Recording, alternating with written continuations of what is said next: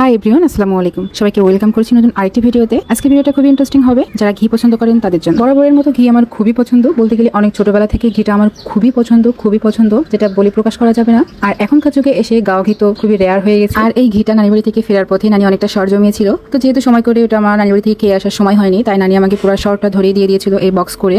আর এখন আপনাদেরকে দেখাবো এই শর্ট থেকে আমি কিভাবে ঘিটা করি। তো চলুন, ফার্স্ট আমি ঘিটা একটা পাত্রে নামিয়ে নিচ্ছি। আর এখন আপনাদের সবার কাছে আমার একটা প্রশ্ন, সেটা হচ্ছে আপনারা এই ঘিটা বানানোর ক্ষেত্রে শর্টটা আপনারা কে কিভাবে সংরক্ষণ করে রাখেন আমাকে কমেন্ট করে জানিয়ে যাবেন। আর আমার নানি আমাকে যেভাবে সংরক্ষণ করে দিয়েছিল সেটা হচ্ছে ডেইলি যে শর্টটা হয় সেটা একটা বক্স করে নর্মাল ফ্রিজে রেখে দিত, দেন আস্তে আস্তে জমি এতটুকু পর্যন্ত হয়েছিল। তো যাই হোক, সব মিলিয়ে শর্টটাকে আমি নামিয়ে নিলাম।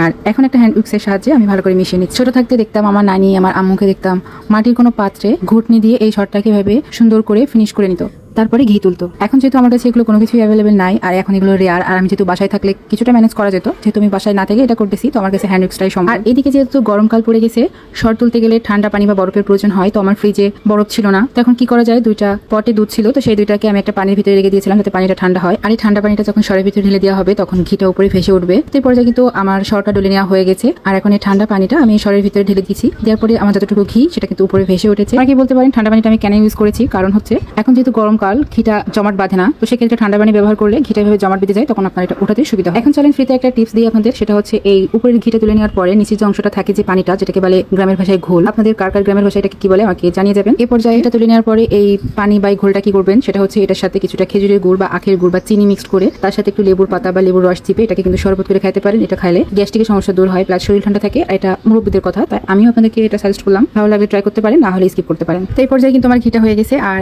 এখন আমি একটা পাত্রেও ঘিটা নামিয়েও নিয়েছি। আর আজ যেহেতু ঘটা করে ঘিটাও করেছি গরম ভাতের সাথে, গরম গরম আলু ভর্তা। আর ঘি দিয়ে ভাত না খেলে কি ঘির মূল ফিলটা কি পাওয়া যায় বলেন তো? হ্যাঁ, এরকম মজার ভর্তা রেসিপি পেতে কিন্তু আমার যে ইউটিউব চ্যানেল বা ফেসবুক যে পেজ রান্নার চ্যানেলটা আপনারা কিন্তু ভিজিট করতে পারেন। সেখানে কিন্তু নিত্য নতুন অনেক ধরনের রান্নার রেসিপি দেওয়া আছে, ভর্তা রেসিপি দেওয়া আছে। আমার ফেসবুক পেজ এবং ইউটিউব চ্যানেল দুটার একই নামে দেওয়া আছে, রুমিস কিচেন অ্যান্ড রেসিপি। আপনারা এটা সার্চ করলে পেয়ে যাবেন। আশা করি আপনাদের কাছে অনেক ভালো লাগবে। তো এই পর্যায়ে আমি গরম গরম ভাত, একটা শুকনা মরিচ, আলু ভর্তা নিয়ে নিয়েছি। আজকে অনেক তৃপ্তি করে ঘি দিয়ে ভর্তা দিয়ে ভাত খাবো। সদ্য তোলা এই ঘির স্মেলটা যেন একটা মন মাতানোর স্মেল, কারণ যারা ঘি পছন্দ করে শুধু তারাই জানে। তবে আমার জন্য একটু বেশিই পছন্দ এই ঘি জিনিসটা। সেই অনেক ছোট থাকতে খেয়েছি, যখন আমি প্রাইমারিতে ছিলাম তখনই মনে হয় ঘি খেয়েছি, আর এরপরে আর খাওয়া হয়নি।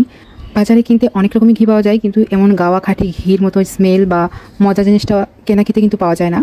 তো যাই হোক, আমার যেটা পছন্দ আমি সেটাই আপনাদের সাথে শেয়ার করছি। এখন ঘি নিয়ে নিলাম, শুকনো মরিচ ভেঙে নিলাম, আর এখন একটু ভর্তার সাথে সবকিছু মিশিয়ে মুখে দিয়ে দাও, তারপরে মনে হবে না পৃথিবীতে দ্বিতীয় আর কোনো মজার কোনো খাবার আছে। আমার কাছে তো ওয়ান অফ দ্য মোস্ট পছন্দের তালিকার ভিতরে প্রথম তালিকায় এই ঘি দিয়ে ভাত। কারণ আমি ছোটবেলায় এমনও হয়েছে যে ঘি দিয়ে ভাত খেয়ে আমি হাত ধুতাম না এর সুন্দর স্মেলটা ধরে রাখার জন্য। অলরেডি আমার আম্মু ফোন করে মজা করেছিল যে দেখিস ঘি দিয়ে ভাত খেয়ে যেন হাত ধুস না। তো যাই হোক, আজকে ভিডিওটা কেমন লেগেছে আমাকে জানাবেন। ভালো থাকবেন, সুস্থ থাকবেন, আল্লাহ হাফিজ।